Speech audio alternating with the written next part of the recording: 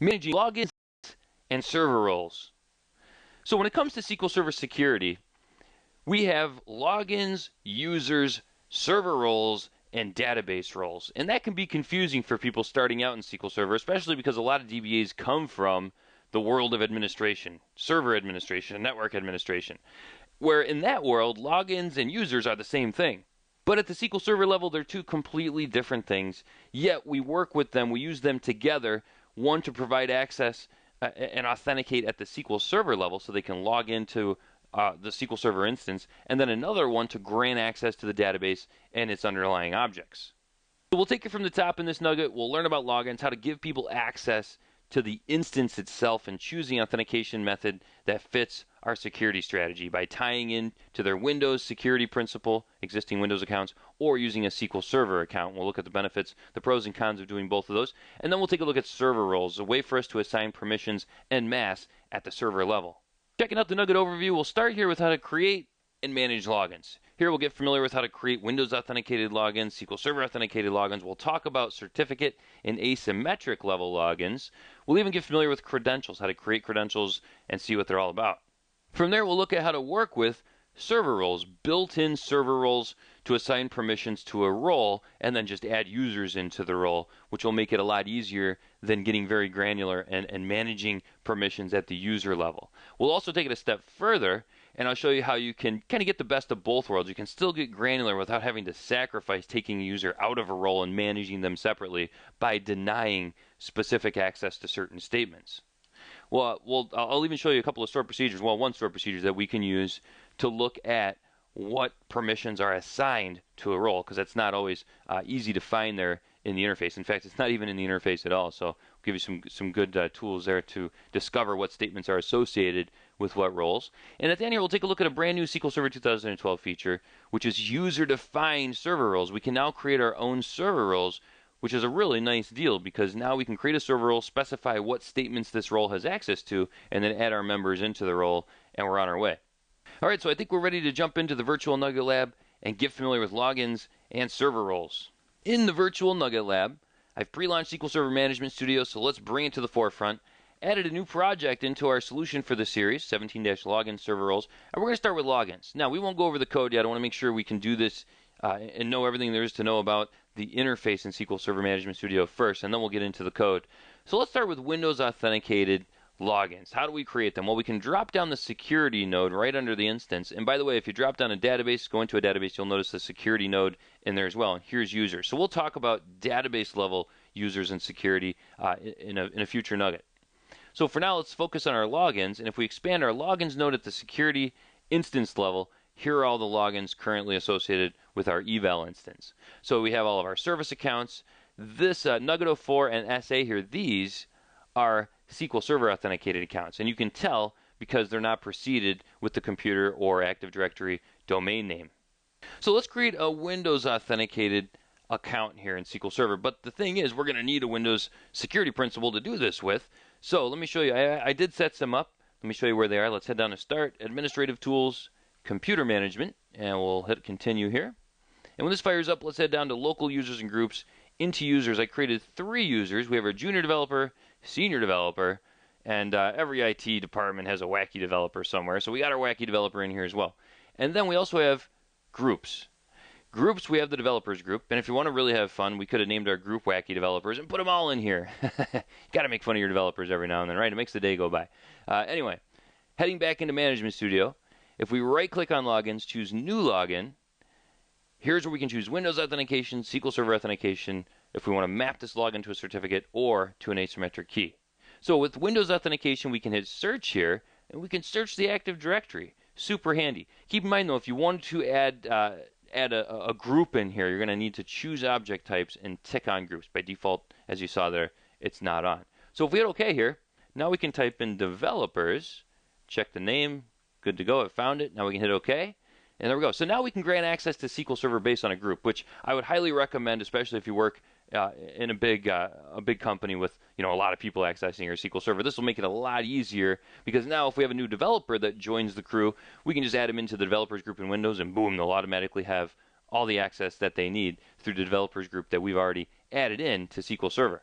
Some other things we can do here in the login screen is head down to server roles, and we'll get here in a minute. We'll talk about what all these server roles do and what permissions we'll be assigning to this group if we choose a specific server role. User mappings we'll get into in a future nugget when we talk about users in database roles. This is how we can map users to logins and grant access to the database level.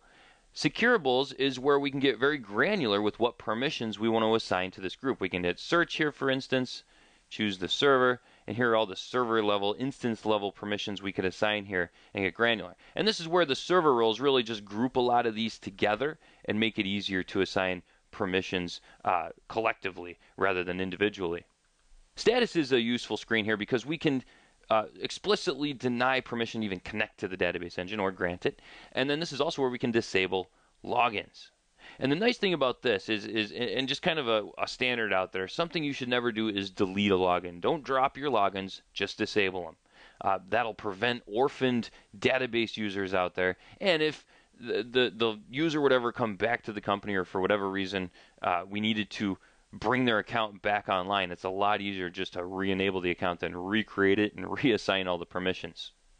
So we're good here. Let's hit OK. And there is our group. And you can tell from the icon here that this is a group. Now let's create a SQL Server authenticated user. So let's do the same thing. Right click on our logins node, choose new login. This time we want to choose SQL Server authentication, which will gray out our search button. Active Directory is now irrelevant. And we also need to not only type in the name, let's call this, how about our junior DBA, but also we need to specify passwords. So, and this is going to need to be a strong password. So let's hope this is strong enough. Because we're enforcing the password policy, we can enforce the password expiration. And then here I'll uncheck that so I don't have to change the password at the next login. So that's it. That's really the only difference here is now they're going to have to log in using their username and password. So obviously the benefit of the Windows account is they can just log in. They don't have to remember or retype in their password. So everything else is pretty much the same. This looks good. Let's hit OK. And now we have our junior DBA. Now I also want to briefly mention the other login types in here. We have map to certificate and map to asymmetric key. So let's say we wanted to create a user called cert user mapped to a certificate. This is all we would need to do. Now this is not a user that you could log into SQL Server with. This is not meant for that kind of stuff. What this is meant for is we can create a certificate user and then we could grant permissions to the certificate user. Now, this is really good for signing stored procedures because what you would do then is you would sign your stored procedure with the same certificate, and then any user that has execute permissions on that stored procedure would automatically get the extra permissions granted to our certificate user. So you get a little more control over code security using certificates and asymmetric keys and signing your stored procedures with them. And you'll see people use this when there's a lot of dynamic SQL in a system because it also gives you a second line of defense against SQL injection attacks. And there's really no difference between certificate and asymmetric keys. There's very minor differences, but they're both really containers for asymmetric key encryption. The big difference here is that certificates expire, they have issue dates, they have subjects, and you can export them, which could be a big deal to some. Asymmetric keys, you don't have to worry about expiration. You have a little more control over the length of the key. But again, really, these are functionally equivalent. So let's hit OK here. And there we go. Now we have a certificate user. Now let's move on to credentials. Let's say that we wanted to create a credential. We can head down here, right-click on credentials, choose new credential, and think of credentials as a way to impersonate a user outside of SQL Server. So let's say that our junior DBA, we wanted to give access because we have a stored procedure that maybe access a file share, some object here in SQL Server that accesses a file share outside of SQL Server. But we know a junior DBA is a SQL Server account, so it doesn't have any credentials outside of SQL Server. So we could do this. We could call this our file share cred, and then we could browse here. And let's just, and you know what I made? Actually, I made a file share user. If we flip back to users and computers, here it is, file share user. So if we just type in file share user, and check the name on it. There we go. We hit OK. Now we have to type in their password as well. And hit OK. And there we go. Now we have a credential. And now we could go into our junior DBA account, go into the properties, map them to our file share credential. So now anything we do in SQL Server that accesses that file share, our junior DBA will impersonate that file share user. All right, let's take a look at how to do some of this stuff in code. So pretty straightforward. If you want to create a login to a specific user account, just specify the user account, say from Windows, and then you can also choose their default database, which will, when they log in, it's what their default database will be up here. We can also then create a one against a group, which is the exact same thing. It's pointed to a group rather than an account. SQL Server Authenticated Login, a little bit more work because you have to supply the password, and then you have all of our password constraints. If we want to change it, if it checks the expiration of the local account, local computer policy, if it checks the policy for password strength, and also default database. Certificate, pretty straightforward, just the name of the certificate user followed by what certificate it's based on. Credentials, also pretty straightforward, just create credential followed by the name of it, choose your identity, choose your secret as a password. And I just wanted to point out here that it doesn't have to be pointed to a Windows account because it's really there just to give identity to something outside of SQL Server. So you could create a credential pointed to an email account and supply your passwords to that account as the secret. But if we did want to do something based on our file share credentials that we created, then you just alter your existing login and add the credential to the credential name. So another good thing to do here is test out your logins. And that's easy to do when it comes to SQL logins because we can keep it contained inside a Management Studio. For instance, if we want to work with our Junior DBA account to test the permissions, we can just drop down Connect, choose Database Engine, and then we can drop down our authentication type to SQL Server Authentication, type in their login, type in the password you assigned to them, and log in and connect. And there we go. So we have a connection here, and you can see we're connected as a Junior DBA. In this specific connection down here, up in our top one, we're connected as the Nugget user account.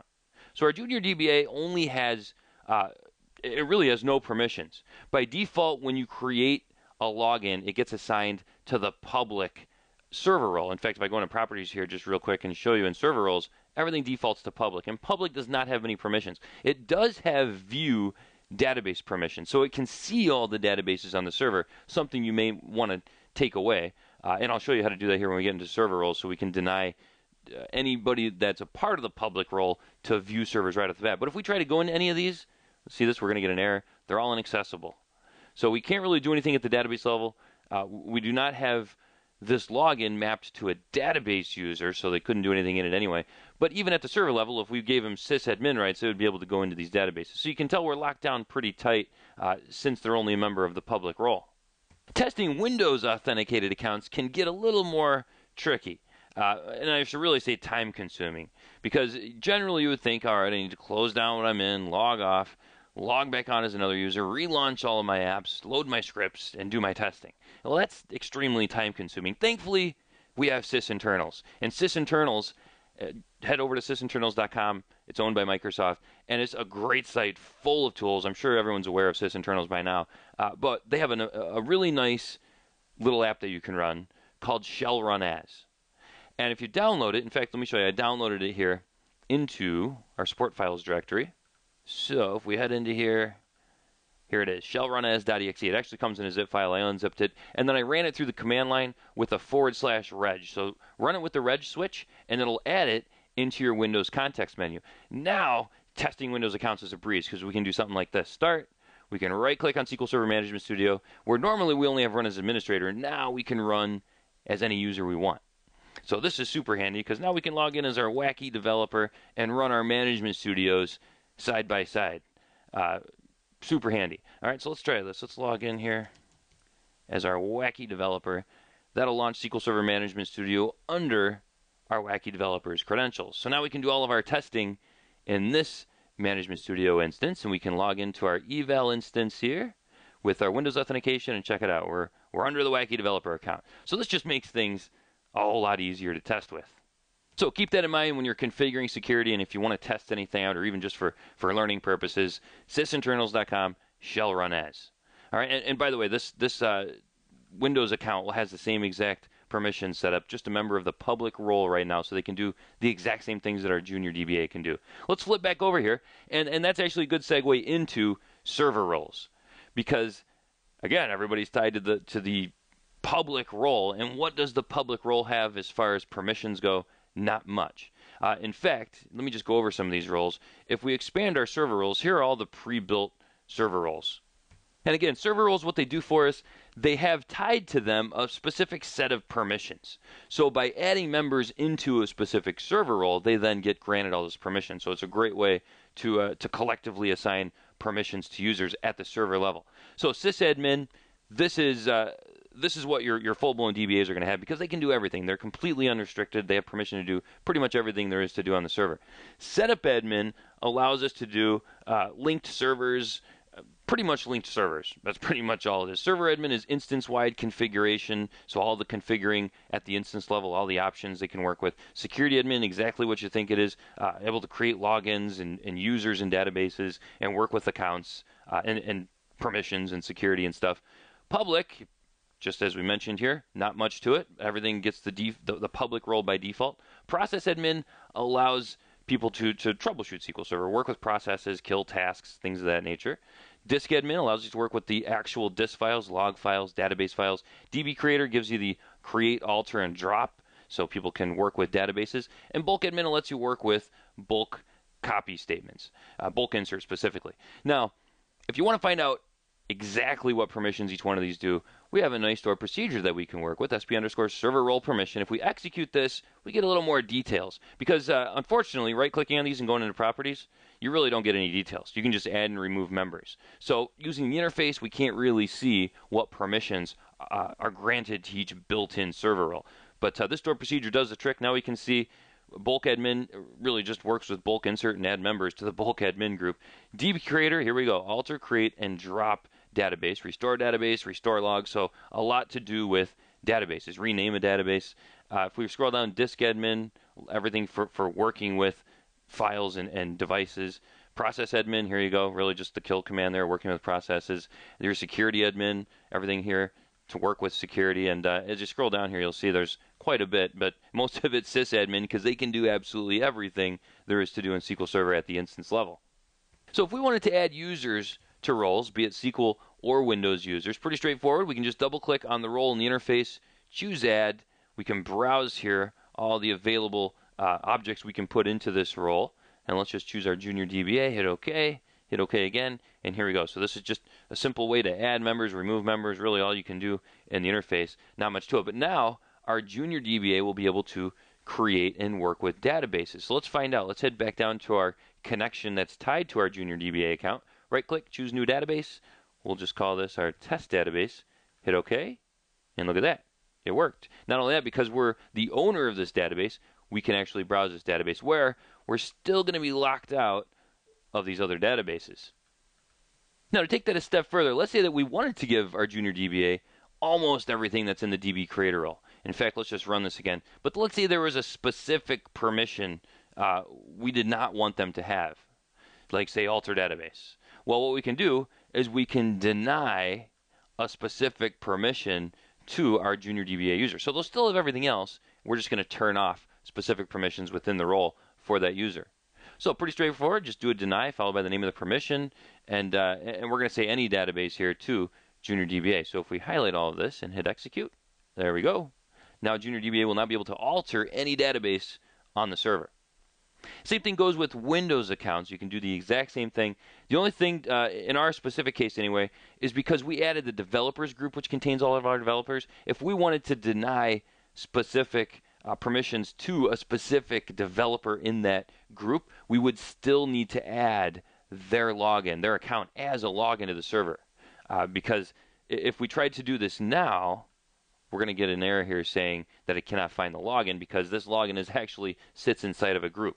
So if you want to get granular, if you add groups and you want to get granular on specific accounts, then just remember you'll need to add that account and then do denies on that account. Another thing that's a good idea to do to keep your database a little more secure is deny view any database to the public role. If we do this, and now anybody that's a member of the public role, like our wacky developer right now, if we refresh this, see that? Completely disappeared.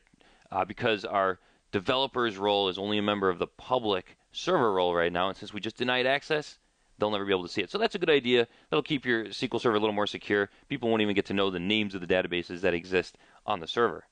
Now, something else really cool that we can do is we can create user-defined server roles. Brand new feature here in SQL 2012 that's really nice because, you know, a lot of people's requirements for security won't fit these server roles exactly.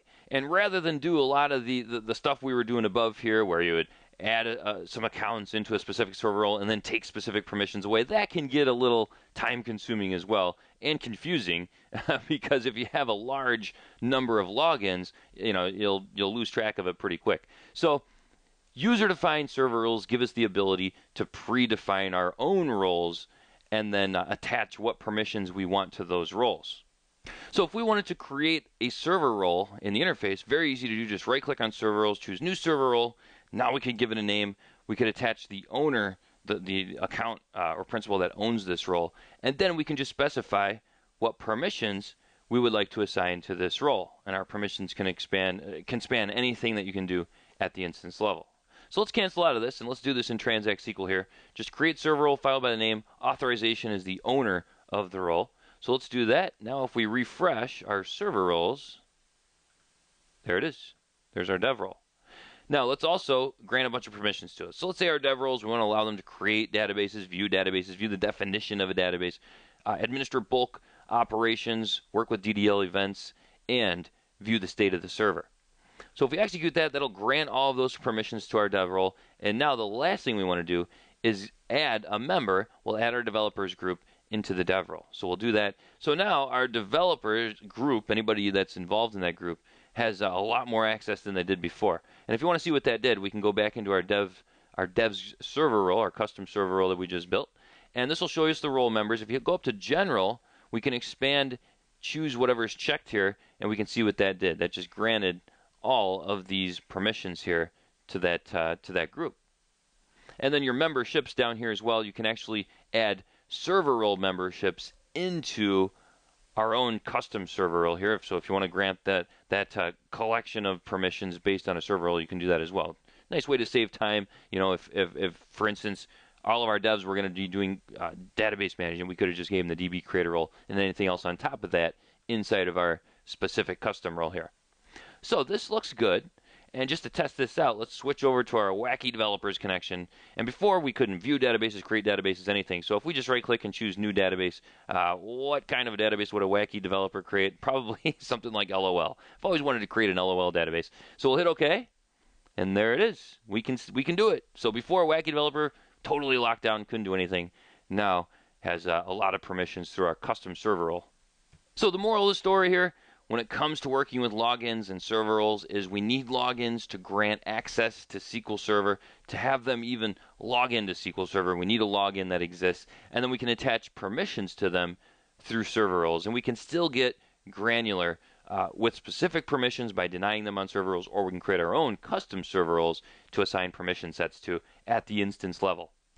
In this DBT Nugget, we got familiar with managing logins and server roles. We started off with logins. We saw logins are how we grant access to SQL Server, and we can create logins based on Windows accounts, which would mean a user would, whatever they're logged in as Windows as, will just get passed over to SQL Server when they attempt to access SQL Server. So it's great because they don't have to remember usernames or passwords. And then we saw SQL Server as its own security system through SQL accounts, where it is a username and password that anybody that will log into SQL Server that way will need to remember and type in. We also got familiar with certificates and asymmetric keys. Those are the kind of accounts that you can use to sign code. And in that way, when users execute a signed stored procedure, they will inherit the permissions that are associated with the certificate or the asymmetric key. We also got familiar with credentials, and we saw credentials are a way that we can extend to work with resources outside of SQL Server. Most commonly used with SQL Server accounts, so we can give them identity outside of SQL Server. From there, we got familiar with how to log in under each account type. We saw using a SQL Server authenticated account, we just need to type in the username and password.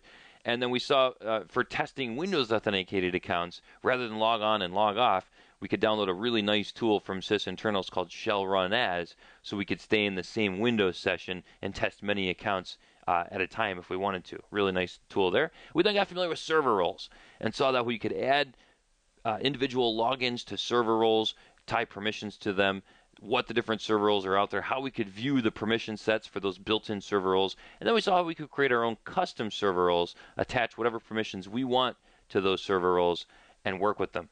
I hope this has been informative for you, and I thank you for viewing.